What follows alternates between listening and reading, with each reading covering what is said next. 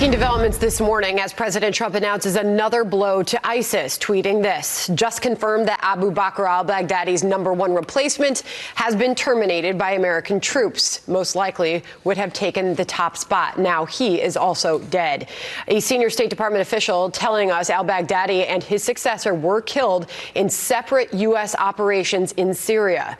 For more on all this, we bring in Senator James Risch, chairman of the Foreign Relations Committee. Senator, appreciate your time this morning. Thank you. Thank you. Glad to be here. What more can you add this morning to what we're learning about the death of these two terrorists? Well, from a standpoint of the facts of what happened, what's declassified is already out there. So rather than rehashing that, I think it's more important to talk about the significance of this. It's really significant on two fronts. Number one, it shows that America's policy of running these people down once we find out where they are and going and get them is alive and well, regardless of troop movements, regardless of troop reductions or anything else. We can and we do go get these people. Not a whole lot different than when we went and got Osama bin Laden. That was done by troops that weren't fighting in the country. They came from elsewhere, did their mission and got out. The exact same thing happened with this. America's memory is long and our reach is even longer.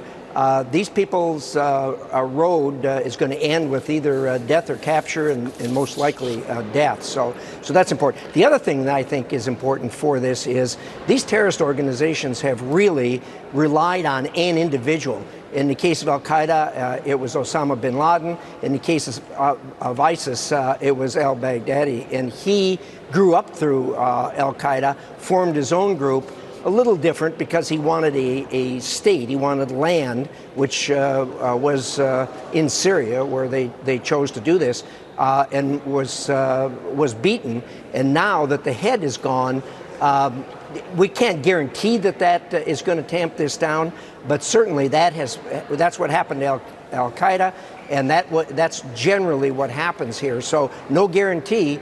But it will pop up again. Everybody needs to know that this fight against terrorism, it's like the laundry. It's never done. It takes tending every day. The fight continues. We hear you on that, Chairman Risch. But as far as the fight here at home and the possibility of retaliation attacks here at home, now that the #1 and #2 are gone, what are your concerns there?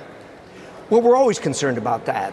But having said that, we've got an intelligence community that is really, really good when it comes to the homeland. The FBI is very good in working with the intelligence community and seeing that we haven't had another 9/11. Certainly, we've had some attacks here, but nothing on the magnitude of 9/11. And it isn't because they don't want to.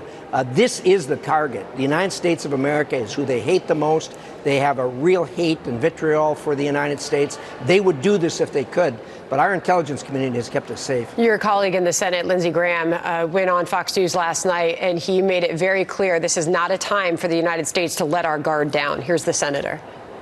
We just killed the spiritual leader of the ISIS movement. That's like, Hitler without, Nazis without Hitler. So this is a big deal. Mr. President, keep your foot on the throat of these ISIS fighters. Make sure they don't come here. What is next for this fight, Senator? Well, first of all, let me say Lindsey's absolutely right there. We're all committed to go down the exact road that he described, and that is to keep our foot on the throat of all terrorist organizations. I don't care whether it's Al-Shabaab or Boko Haram or any of the others, because one of those will pop up again, and we're going to have to keep doing what we do. We've learned so much about the details of, in particular, the al-Baghdadi raid. I know that we could soon be learning even more, seeing even more about what was involved in taking him down.